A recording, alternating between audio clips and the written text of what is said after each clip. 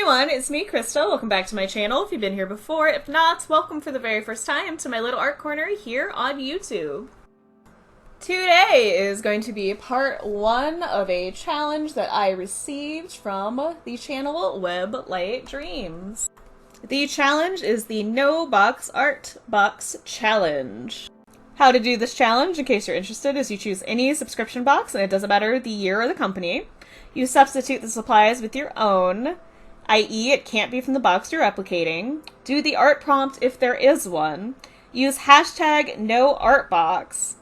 And lastly, have fun creating. This will be part one of a two-parter because I had underestimated the time it would take for the paint that I am using to dry. The box I chose to replicate is from January 2017, and it is an Artsnacks box. The original box featured golden high-flow acrylic paints, and it looks like it was in neon colors. I happen to have some golden high-flow acrylic paints in fluorescent green and fluorescent orange. I'm pretty sure someone gave these to me randomly. Don't remember who, I just know I have them. I know a lot of my family and friends have this thing where they're like, oh, you're an artist, here, take this paint I randomly have that I don't use, and I think this was just one of those situations. The original box had a Koh-I-Noor Magnum Black Star pencil, and in the description it is an oversized pencil and it can get really dark, from my understanding. I do not have that pencil, but I am going to substitute it with a Prismacolor Ebony pencil because these pencils can also get really dark shading. I really like these pencils, so I have a bunch of them lying around. For the brush, it was a Snap Series Paintbrush by Princeton originally. I could not find a smaller round one, so I am using a KingArt round Premium 2, just a small one. I do have a Zig Art Graphic Twin RB+F marker, and this I am positive came from a scrapbooking collection of items that a family member of mine possessed, and when she passed, a lot of that stuff was given to me. That Zig marker happens to be in a blue color. It almost looks like a royal blue, and the number is 037. So now that we've discussed all of the stuff I am using or will be using to recreate this box, let's talk about what is actually happening in this video as of this moment. For this first part one of the videos that I will be doing for this box recreation, I am literally mostly just playing with the two golden acrylic paints. I did do some testing on a piece of watercolor paper. These are very thin paints, which makes sense because they're supposed to be high flow paint. They're very sheer, they're not very opaque at all. At least that's what I found from my testing, so I decided the best way to utilize these would be to do a drip painting kind of scenario. I did not water these paints down anymore, and I am pretty much just literally squeezing them from the tube and allowing it to flow, slightly controlling what's going on. The little caps here do make it really nice to be able to use this technique. For the testing, I used watercolor paper. For this actual project, I am using a small, cheap canvas board. This was a Utrecht one. It's 5x7, and I believe I got this when they had a crazy good sale going on. They were discontinuing a lot of the Utrecht brand stuff online, and I was able to not only get them for sale, but it was like for every one you bought, you got some for free, so they ended up being like 50 cents a board or something ridiculous like that. Because of the amount of paint that I am using on this, I wanted to make sure that I used a canvas board or something that was a little sturdier. Just using paper for this would have been a very big mistake. I also have paper towel underneath, as you can see is kind of going through the paper towel, but I tried to keep a bunch of it off at the desk. I made the attempt, darn it. The abstracted drip painting is probably going to be just a background. I think I'm going to do a face or something using the pencil and the marker. Also, the Kuretake marker is supposed to be water-based, and you can allegedly get some watercolor effects with it, so I'll use that in combination with the pencil to hopefully get a little bit of shading going on. We will see how that works in the next video. This whole project's going to be very much just playing by ear. We're gonna just go with it. And even if it is a failure by the end, at least I used these paints that I've had sitting around for forever, and they're almost all gone, so yay, I used supplies.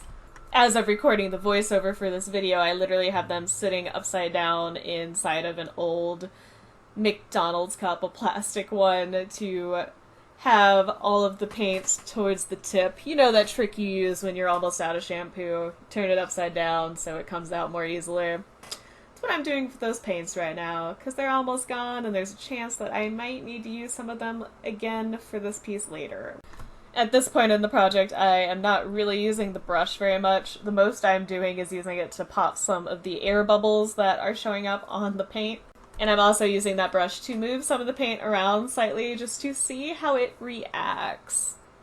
It does not react very well because it is such a thin paint. It pools up very easily while it's wet. Like, completely. I have been playing with different techniques and drip painting techniques for backgrounds as of late. Typically I've been using a thicker paint and watering it down slightly, which that is still thicker than this paint here. There always seems to be a learning curve when you are using new media, and sometimes even when you switch brands. There'll be things like different opacities, viscosities, and it can behave incredibly different depending on even something as simple as a brand or a formula change.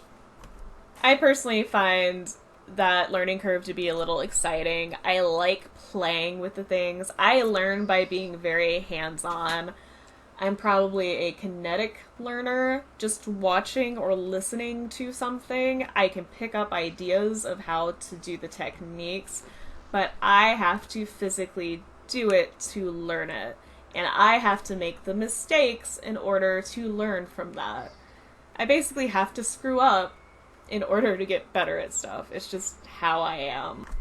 And sometimes for creating stuff, I have a very specific idea that I'm building off of. And I have a sketch laid out and I know exactly how I want it to look. And there are other times like this where I'm going, how would this work best? Okay, let's just do like a drip painting background and then maybe do some line work over it later. There's really no actual thought process going on other than reactionary things of, oh, it's really thin, we need to put more on. And sometimes going in without necessarily having a plan can be very cathartic. You can enjoy the process a little bit more that way. Not saying to do it all the time, but doing it every once in a while, it's a nice little relaxing process. I am really hoping that this will be dry in a couple days so I can have another video where I finish it up posted by Friday. That's the plan. It might change. We will have to see. If not, I will let you guys know in the next video. I also just realized that the color combinations are giving me very heavy 90s Nickelodeon vibes. First I was thinking of radioactive stuff, now it reminds me of Nickelodeon. Go figure. No, it will probably not be Nickelodeon fan art. It might be a line drawing of a face, or I might just use the blue marker to emphasize the natural patterning that I have going on. This might be a completely abstract piece. As I've said, as of today, I'm not positive what I'm gonna do. I have to wait for it to dry either way, so I'm gonna have a couple days to think about it. If you have any ideas for what I should do with this one, please let me know in that comment section down below. I will definitely take it into consideration. As I said at the beginning of the video, this challenge was issued to me by Weblight Dreams. She does a lot of really cool anime style fan art and whatnot, and a lot of art hauls. She always seems to be catching great sales and clearance sales, and she posts hauls multiple times a week. She posts them fairly regularly. She also has a very effervescent personality, which definitely comes through on camera. I will definitely be leaving a link to her channel in the description box down below if you want to check it out. So this video here is almost over. If you liked this video, please hit that like button. If you have any comments, questions, feelings, concerns, or tips about how to do fluid painting better, please let me know in that comment section down below. If you want to see more videos like this, please feel free to subscribe to my channel. I look forward to hearing from you guys soon, and I'm about to head out. Bye, guys! Have a great rest of your day or night!